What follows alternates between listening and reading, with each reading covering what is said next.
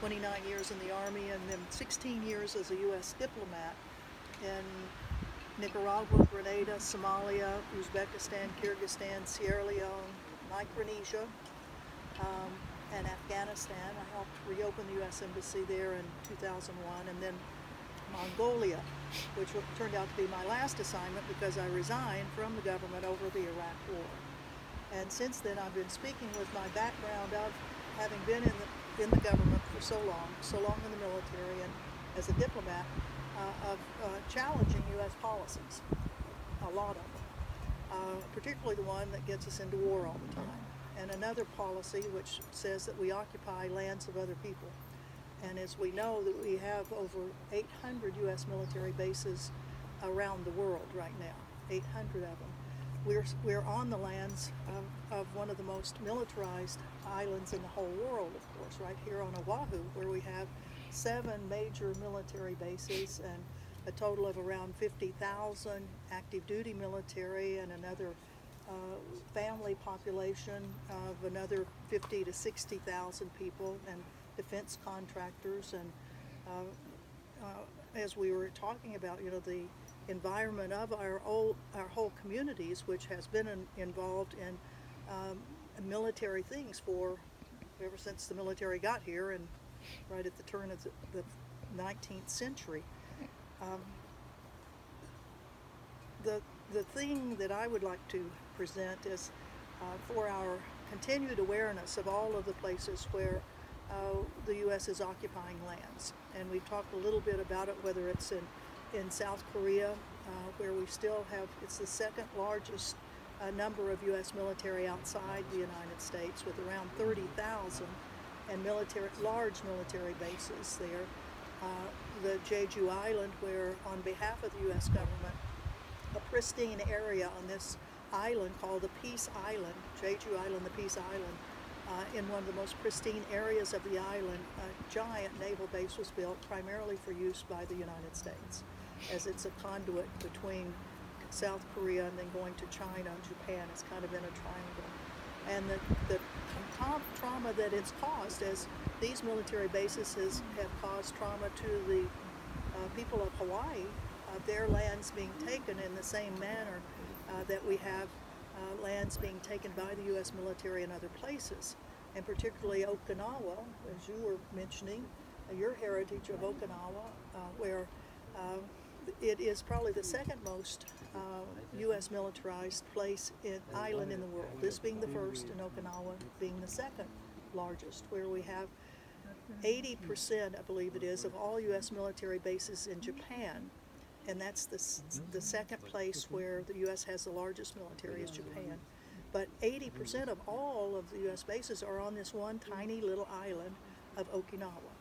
And right now there's a giant battle going on with the people in Okinawa who say, do not build a runway for the U.S. Marine Corps that goes out into the pristine waters around Ora Bay and Hanoko, in that area, where for the U.S. Marine Corps, they want another runway, and this will be the 4th airfield that'll be in Okinawa that's part of the U.S. Military establishment, and yet it's being built in a place that has endangered species, the dugong, like a manatee, and specialized corals and things like that. And so the people of Okinawa have been up in arms for decades about this. Unfortunately, our resistance here in the U.S. has not been able to persuade our leadership, our political leadership, that we shouldn't be tearing up somebody else's property. Just like us trying to build a runway straight out here. Although thrown back at us is, guess what you did in Honolulu? The international airport was built right in that same manner. That doesn't mean that we should be doing it to other people. And so you've got the Okinawa, you've got Jeju Island, and when you look at other places within the colonial U.S., where you have Guam, probably the 3rd most militarized island in the world, where the U.S. Marines are moving more people in, and a giant Air Force base there. You look at the U.S. military wanting to use another one of the islands in the northern Marianas, Pagan, a pristine little island that has lived, I mean, it's never had anything bad happen to it until now. The U.S. is going to bomb it just like we did Oʻahu, just like we did Vieques. So these are some of the things for us to remember, and as various groups have petitions and campaigns to raise awareness, we ask that you participate in those sorts of things. You know, Italy, you're from Italy, and the U.S. military has many bases still in Italy, and in Sicily we have a testing range, and then a big satellite thing there that's part of the U.S. communications network around the world that's eavesdropping on everybody's cell phones and whatever, you know, our cell phones that have now identified us today as being in this spot with all of these people here. And that's part of what we do, that now the U.S. has a identification system, so all of us, our whereabouts are known wherever our cell phone goes. And right here, the other part of the militarization of Oʻahu is the giant NSA laboratory and communications facility that's located right here that Ed Snowden used to be a part of. Yeah. But have you heard anything about the 5G network stuff? Is that related to the 5G? Well, I'm not too familiar with that, but it's kind of a super G network, and there's a lot of controversy going on about it right now because the U.S. has finally figured out that it's actually the Chinese that have most of the technology on it, and the political leaders are going, how do we let that happen? I mean, now they're going to get all the data we have. And I heard they piloted it in the Netherlands and it killed lots of birds. These particular towers that they need to make 5G. I mean, I assume part of the money behind it is for military purposes. So I wasn't sure if you knew. Okay, I'm not too sure. It's something that we need to investigate and watch for. Of course, we know that the U.S. military involvement in so many countries around the world that spread into other areas where you may not even think about it. But, you know, we still have over 15,000 troops in Afghanistan, and one of the ways that they get there is flying through Ireland. Now, who has the Irish background? Somebody mentioned Ireland. Yeah, well, Shannon International Airport usually has about 3 to 4 U.S. military aircraft that are coming through there every day. And Irish people are challenging because Ireland is a neutral country, and yet they say, why are we allowing that airport to be used? So all of this is kind of a background of if one believes that maybe we should not have so much militarism and militarization of our societies, what do we do about it? And there are international groups that are working on this. There are conferences that are held. There was just one in Dublin, Ireland, on coalition against foreign military bases. Does anybody know any other country that has foreign bases outside their own country? Are we the only ones?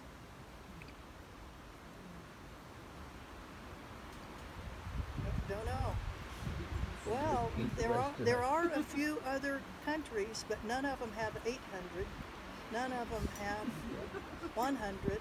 None of them have 50. None of them have 20. The most is, I think it's France that still has 8, and it's all in their equivalents of Guam and their colonies. Korea has 1. China has 2. Pardon? The bases they got outside the Philippines that they just created out of the ocean. Yeah, of the ocean. Yeah, and they also have one. And the places that you don't know about are in the Middle East, where right now that's a battlefield of foreign forces in the island or in the in the country. Well, stay around and listen to this. Did you know in Djibouti, there are 8 countries that now have 4 military bases in that, and that's the place where that's where they get their money now. Djibouti, the national business of the little country, tiny little country right there on the Persian Gulf, is selling out their land to other countries to use it as their military bases. So Japan has a base there, South Korea has a base, China has a base, England has a base, and the United States has a base, right in that one little country. And it's all for operations in the Middle East. So there are ways that if you think we should be lessening our footprint on the world, that the international solidarity of this is very, very important. And Lynette and I were just talking, walking up about the international solidarity of raising the profile of Mākua Valley and other places in Hawaii, which are talked about in these international conferences. The next conference is going to be, let's see, it's on another island. It's in Cuba. And why would Cuba be concerned about foreign bases on its soil? It's been occupied for years. Yep, Guantanamo, the Guantanamo naval base that's now so well known for the horrific prison that the U.S. has had there since 2002. So the next international conference on foreign military bases is going to be in Cuba in the first part of May. And we would love to have a delegation from Hawaii that would go there to make sure that everybody knows that all of the military bases that we have in the Hawaiian Islands. And one of the ones we forgot to mention when we were talking before is Barking Sands. Barking Sands over on Kauai. The missile system that intercepts the U.S. ballistic missiles that we still do tests from Vandenberg, California, and the missiles in Kauai are supposed to shoot it down. Well, have you all heard about the success rate of that? It hasn't been. It's missed 9 out of 10 shots. The next backup is out in another place where we still occupy in the Marshall Islands, on Kwajalein, which is the far end of the Pacific Missile Test Range. So the U.S. has a lot of things. Some of them for our national security. Some of them I don't think help at all for national security. And places like this where there's no reason why this is not part of national security. This is part of a system that operates that if the military ever gets their little fingers into something, they won't give it up unless the people push so hard that the politicians finally say, we can't do this anymore, and Department of Defense, with the largest budget in the U.S. national budget system, that you don't need any more money. You don't need any more money, and you don't need any more land. You've got plenty of it. So it's up to us as citizens to really challenge that and to make it happen. Thank you very much.